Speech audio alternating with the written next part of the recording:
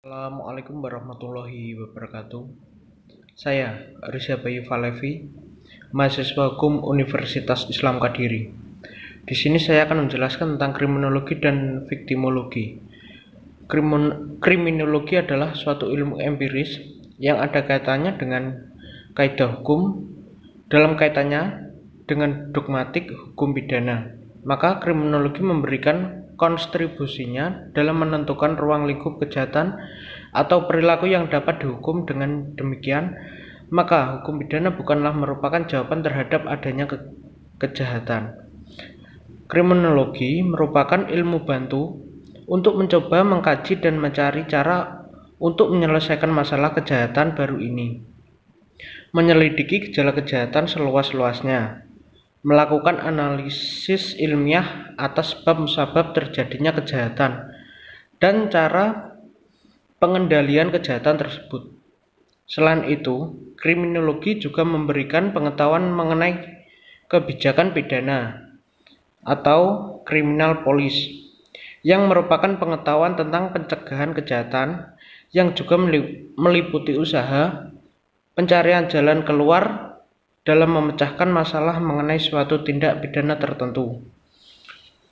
Kejahatan di sini adalah tentang pelanggaran norma atau hukum pidana, perilaku yang merugikan, perilaku yang menjengkelkan, atau perilaku yang imbasnya menimbulkan korban, ditinjau dari aspek yuridis. Pelaku kejahatan adalah jika seseorang melanggar peraturan atau undang-undang pidana dan dinyatakan bersalah oleh pengadilan serta dijatuhi hukuman.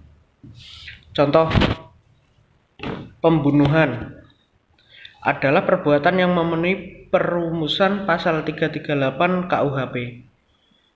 Pencurian, perbuatan yang memenuhi perumusan pasal 362 KUHP. Penganiayaan, perbuatan yang memenuhi perumusan pasal 351 KUHP. Ditinjau dari aspek ekonomi, pelaku kejahatan ialah jika seseorang atau lebih dianggap merugikan orang lain dengan membebankan kepentingan ekonominya kepada masyarakat sekelilingnya, sehingga ia dianggap sebagai penghambat atas kebahagiaan orang lain. Lalu bagaimana sosialisasi hukumnya? Sosialisasi hukumnya yang dapat diterapkan dalam masyarakat adalah sebagai tentang menjaga diri dan perlu dilakukannya berbagai penyuluhan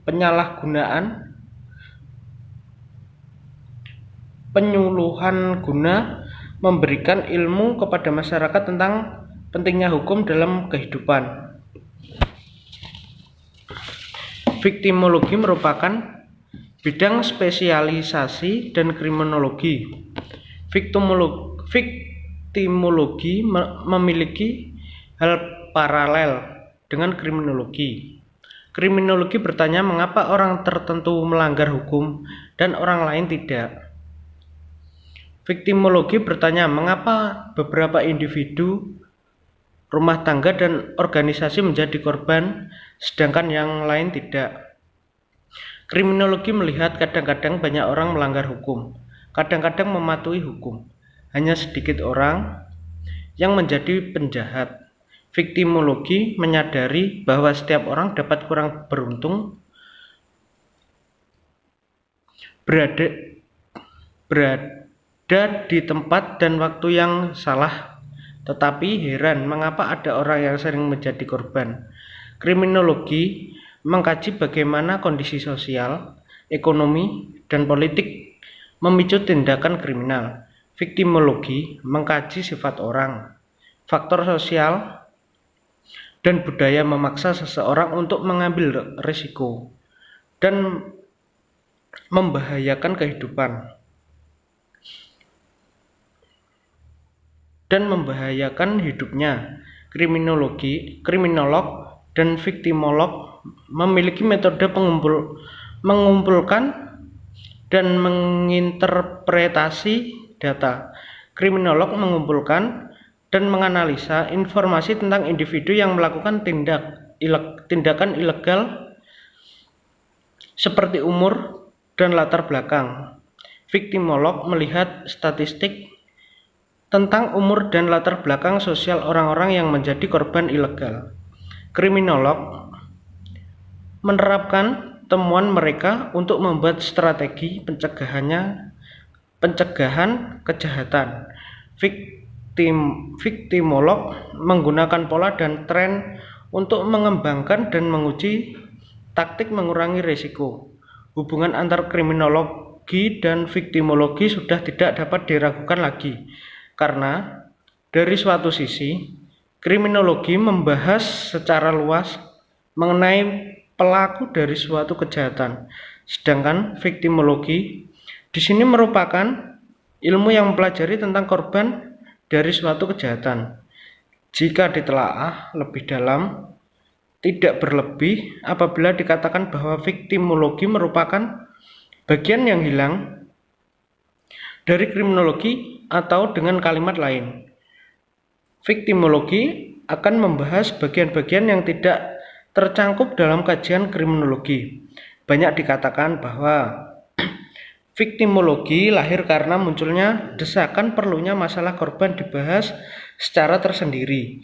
Jadi di sini hubungannya kriminologi dan viktimologi dapat dikatakan merupakan hubungan yang saling berkaitan satu sama lain, di mana kriminologi merupakan ilmu membahas pelaku kejahatan dan viktimologi merupakan ilmu yang membahas tentang korban dari suatu kejahatan tersebut. Keduanya merupakan dua aspek yang tidak bisa dipisahkan dalam suatu tindak kejahatan. Korban dalam suatu tindak pidana dalam sistem hukum nasional posisinya tidak menguntungkan, karena korban tersebut dalam sistem peradilan pidana hanya sebagai figuran, bukan sebagai pemeran utama atau hanya sebagai saksi korban. Dalam kenyataan, korban suatu tindak pidana sementara oleh masyarakat dianggap sebagai korban bencana alam, terutama tindak pidana dengan kekerasan, sehingga korban mengenai cedera fisik, bahkan sampai meninggal dunia. Masalah kepentingan korban dari sejak lama kurang begitu mendapat perhatian, tetapi objek perhatiannya ternyata masih lebih terfokus kepada bagaimana memberikan hukuman kepada si pelaku tindak pidana, dan hal itu masih melekat pada fenomena pembalasan belaka. Dalam perkembangannya, pandangan masyarakat terhadap korban-korban dapat mempercepat terjadinya suatu tindak pidana yang dilakukan oleh si pelaku. Si pelaku berperan aktif dan si korban berperan pasif. Dalam hal ini, korban dianggap sebagai korban yang bersalah. Dalam terjadi tindak pidana, hal ini si pelaku menjadi fokus perhatian reaksi sosial peradilan. Sedangkan korban mengalami hal kurang perhatian dan akhirnya dianggap kurang penting dalam proses reaksi sosial, kecuali hanya sekedar objek bukti saksi korban, dan bukan sebagai subjek dalam sistem peradilan pidana di Indonesia. Di sini sangat perlunya tentang pengertian kepada masyarakat hak-haknya dalam hukum itu sendiri, dan bagaimana cara menuntut haknya di hadapan pengadilan. Di sini sangat perlunya sosialisasi guna menambah pengetahuan terhadap masyarakat bagaimana pentingnya menuntut hak yang seharusnya memang sudah didapatkannya. Sekian penjelasan saya mengenai kriminologi dan viktimologi. Kurang lebihnya, kalau ada kekurangan kata maupun kelebihan, saya minta maaf yang sebesar-besarnya. Wassalamualaikum warahmatullahi wabarakatuh.